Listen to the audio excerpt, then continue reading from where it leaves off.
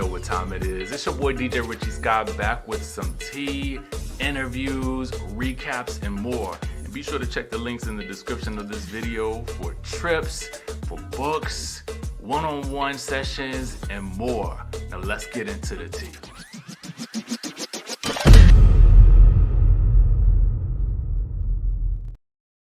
Y'all, I think that the drama between Kenya and Andy is about to explode. Baby. I know I like a little ditty. Wait, D-I-T-T-Y. Okay. Like a little song. Anyway, let's get into the tea. Kenya Moore and Andy Cohen. What is going on here? Let's discuss. Andy took to his radio show yesterday to talk about the Kenya Moore of it all. The incident with Brit and the incident where Kenya Moore revealed that those photos of Brit. So let's just take a listen to what Andy had to say, and then we're going to dissect Kenya's response. What happened is that Brit made a comment at the end of last week's episode, like, saw that. And on this week's episode, they all said to Brit, "You can't say that." And she was like, "Yeah, you're right. Whatever." She shows up to Kenya's opening of her gorgeous salon, which is beautiful. The Kenya has worked so hard on it. That she dedicated to her daughter. It's this big event opening it with all these people there. And Brit comes in and brings her flowers and says, "I want to apologize to you," and a note. And Kenya totally ignores her, like totally. And Brit's like, "Okay, I'm just going to leave these here." And Brit leaves. And then Kenya gets up and makes her whole opening about someone came after me and they shouldn't have. And I started looking into who this woman is, and this is who she is. And she starts showing pictures of her. That poster board that she printed out. Like one of the pictures is revenge porn type. One of the pictures is her, like, sexy. Yeah. And the Atlanta Housewives are like, "We're out," and the place like clears out. Yeah. And then there's and Cynthia said, "In all my time at the show, this is the lowest I've ever seen anything get." And so that's what, and then there's a slide at the end of the show that says, "Bravo, stop filming with Kenya after this." Well, they say, like, there's all this talk of, after the Me Too movement, it's like, if you show someone a dick pic or a nude pic without them saying, "Yes, I would like to see that right now," that's like sexual assault. All right, so that's Andy and his co-hosts. All right. Now, Kenya has responded. Shout out to our friends over at the Bravo Snark side. Make sure I have liked this post. Boom, boom, boom.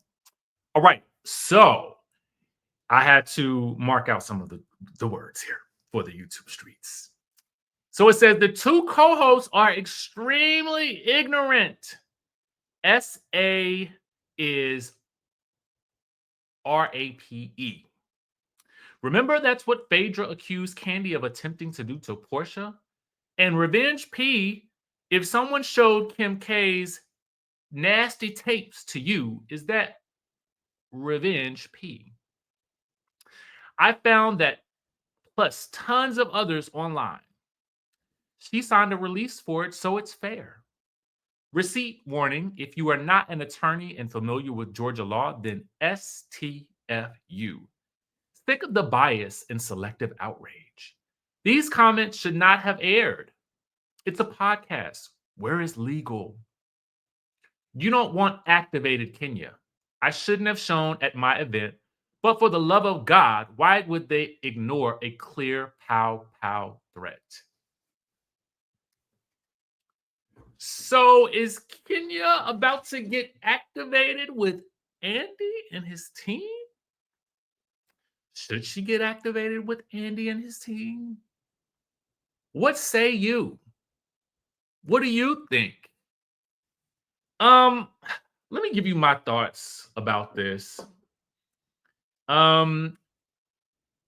I don't know I don't think that there are any legal ramifications to what they said, because it really just, I think kind of depends on their interpretation of what it was based on the facts that they have in front of them or what they saw, right? And I don't know that these two hosts know Georgia law or are familiar with it. I'm not sure because what I will say is this. You know,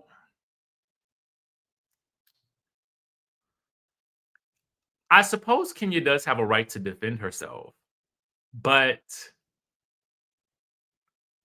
her responses to this are interesting. Um, I don't really feel like she shows much remorse, but she is in defense mode. And some people would say that she has a right to be in defense mode. Um, when she talks about this idea of selective outrage, I don't know that she recognizes the gravity of that situation. Maybe, Brit did sign those documents. Maybe she did sign releases. But it's about not only just taste, time and place. Why would you show that to a group of people who are not anticipating that? And there's no warning to those people. This is done at an event that is filled with people who are there to celebrate you. What are people who may be wanting to invest in you thinking about this? It's just bad business. And I'm not quite sure why she doesn't see that. That's curious to me.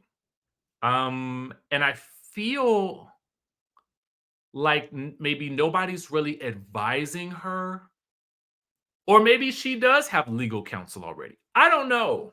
I can't say. I'm just thinking about this from the perspective of, we want to see Kenya Moore's business thrive. We want to see the salon do well. We want to see all of those things.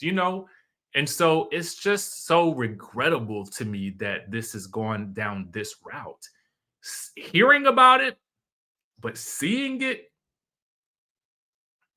and we didn't even see the images. We just saw their reactions. So I don't know, Kenya. I really don't know about this one. People are going to be discussing it. That's just that. Now, I don't know. Again, to her point, though, I don't know what happened in the interim between the time Brit made those comments and the time Kenya decided to do what she was going to do. So many questions. Why not ban this girl from your event? 1 + 1 does not equal 2 to me. So I don't know. What do you guys think? Let us know in the chat down below. Whose side are you on? All that good stuff. Next up, Porsha's got a YouTube channel. Porsha, for real, is live and in effect on YouTube. Yes, indeed. It's actually pretty good. Porsha has personality, so that's a plus. I love the look of her home. It's very YouTube friendly. Um, and she does give a little bit of backstory on, and she talks a bit about the show. This was part 1 of 2. Um, Here's my thing about what she did. And the plus is that she did it, right? Great. Kudos to you, Porsha. And I'm happy because I feel like I tell everybody to get a YouTube channel. If you don't have one, I don't know what you're waiting for. It's one of those, I don't want to say it's a recession-proof business because it's not. But I will say that content creation itself can be a recession-proof business. Um, affiliate marketing is typically kind of recession, like owning your business, making more income is really the key to making it in a recession. Especially as prices continue to go up, right? We want to make more money, right? Tap into Rich Life if you haven't already done so. We're having a meeting at 7 p.m. You might want to tap into that. But here are my negatives, my negatroids for the channel. Okay. Porsha and team, if y'all are going to have Porsha spill some tea, do not fast forward her vocals. Okay. Do not make her sound like a chipmunk and speed up the part that is most crucial to what we are there for. Why do I have to now adjust the settings, slow this thing down to really hear what you got to say right at the end when it comes to the Drew, Ralph, and Dennis, for what she says she feels like it's all a scheme that they all came up with to have something to do to film to get her to react. That's the gist of it. The rest of it will be up to you to decipher the Da Vinci Code that is Porsha's YouTube when you get to that point in the video. Okay? Please don't do that in your next part 2. We come to the YouTube. Now I might, mix things up a little bit, but that's so you guys can hear something that we need to talk about. But that was annoying. That annoyed me. Please don't ever do that again. When we want the tea from you, straight from you, why would we sign up and subscribe if we can't really hear it? If I need somebody, if I need Dan Brown to come in and write the Da Vinci Code for me on a chalkboard to understand it, if I need Isaac Newton and microfiche to try to understand and decode and decrypt what it is that you're trying to tell me, girl, I don't want that. I want you to tell it to me nice and slow, like Tina said. We're going to do it nice and slow. And then we're going to do it rough. Okay? That's what I want. Give us what we want. All right? Now, that's the tea that we got for y'all this afternoon. If you ain't subscribed to the channel, go ahead and do so. We're going to be announcing the Ponderosa Day Party coming up. All right? That's number 1, likely tomorrow. We had to solidify a few things first. Then, we're going to do the masterclass, I think on the 19th. Those who can, please do. Think I want to max it out, maybe 20, 25 people. Okay? That's a good amount of people to be able to help in one setting for like about 2.5 hours. So, outside of that, that's the tea. Make sure you guys keep it locked onto the channel. Subscribe if you haven't already done so. Like this video if you like reality TV related content. I got to go. I got to cook dinner. I got this thing at 7 to be ready for. We got things to do, baby. We got things to do. Love and Hip Hop coming on tonight. I'm trying to watch that. With that being said, I'm going to catch you in the next video. I love this mic. It just feels like I ain't got to yell. I ain't got to scream. I can just talk like this. I could do ASMR.